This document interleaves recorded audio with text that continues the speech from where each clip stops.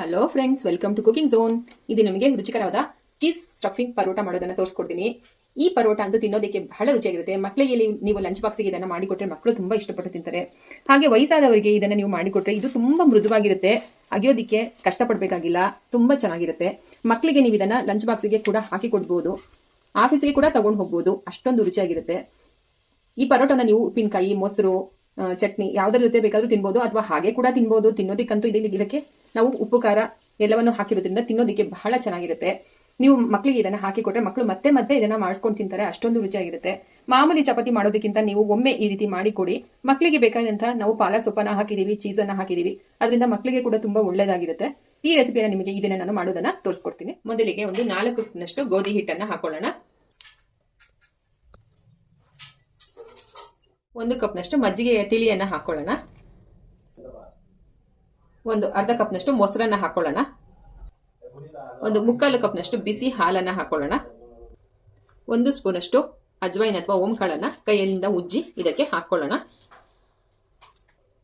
ಸ್ವಲ್ಪ ಕಸೂರಿ ಮೇಥಿಯನ್ನ ಕೈಯಿಂದ ಕ್ರಶ್ ಮಾಡಿ ಹಾಕೊಳ್ಳೋಣ. 1 ಸ್ಪೂನಷ್ಟು ತುಪ್ಪವನ್ನ ಹಾಕೊಳ್ಳೋಣ. 1 ಸ್ಪೂನಷ್ಟು ನಾನು ಇಲ್ಲಿ ಕೊಬ್ಬರಿ ಎಣ್ಣೆಯನ್ನ ಸೇರಿಸ್ಕೊತಾ ಇದೀನಿ. ನೀವು ರಿಫೈಂಡ್ ಆಯಿಲ್ ಅನ್ನ ಕೂಡ ಹಾಕೋಬಹುದು. ಸಣ್ಣದಾಗಿ ಕಟ್ ಮಾಡಿದ ಕೊತ್ತಂಬರಿ ಸೊಪ್ಪು ಸ್ವಲ್ಪ ಹಾಕೋತಾ ಇದೀನಿ. ರುಚಿಗೆ ತಕ್ಕಷ್ಟು ಉಪ್ಪನ್ನ ಹಾಕೊಂಡು ಕಲಿಸ್ಕೊಳ್ಳೋಣ.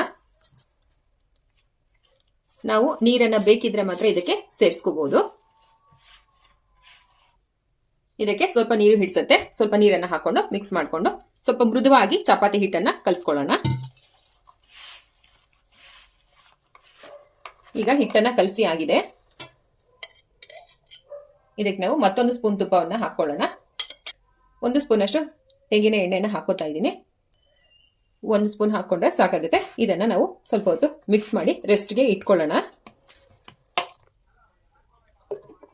ಈಗ ಸ್ಟವ್ ಅನ್ನು ಆನ್ ಮಾಡಿ ತವನ್ನ ಸ್ಟವ್ ಮೇಲೆ ಆನ್ ಮಾಡ್ಕೊಂಡಿದ್ದೀನಿ. ಇದಕ್ಕೆ ಒಂದು 2 ಟೀ ಸ್ಪೂನ್ ಅಷ್ಟು ಆಯಿಲ್ ಅನ್ನ ಹಾಕೊಳ್ಳೋಣ. ಬಿಸಿದ ನಂತರ ಸ್ವಲ್ಪ ಸಾಸಿವೆಯನ್ನ ಹಾಕೊಳ್ಳೋಣ. ಸ್ವಲ್ಪ ಜೀರಿಗೆಯನ್ನ ಹಾಕೊಳ್ಳೋಣ.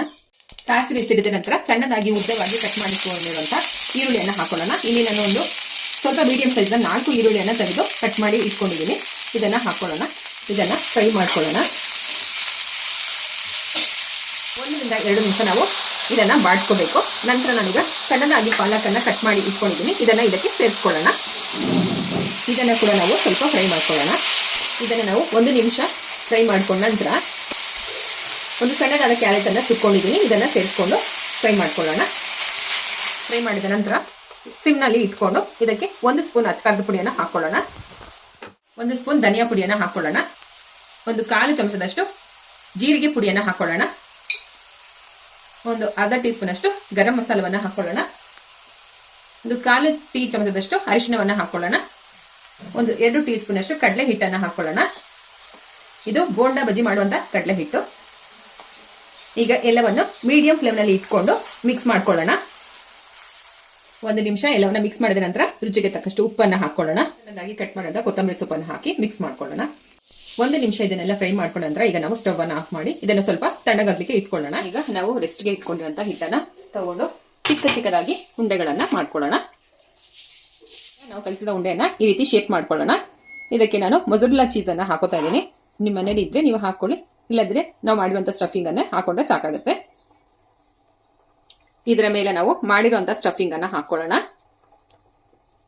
ಹಾಗೆ ಚೆನ್ನಾಗಿ ಕ್ಲೋಸ್ ಮಾಡ್ಕೊಳ್ಳೋಣ. ಸ್ಟಫಿಂಗ್ ಅನ್ನ ಮಾಡಿದ ನಂತರ ನಾವು ಈ ರೀತಿ ಶೇಪ್ ಅನ್ನ ಮಾಡಿಕೊಂಡು ಈಗ ನಾವು ಒತ್ಕೊಳ್ಳೋಣ. ಮೇಲೆ ಸ್ವಲ್ಪ ಗೋಧಿ ಹಿಟ್ಟನ್ನ ಹಾಕೊಂಡು ಇದನ್ನ ಮೃದುವಾಗಿ ಒತ್ಕೋಬೇಕಾಗುತ್ತೆ.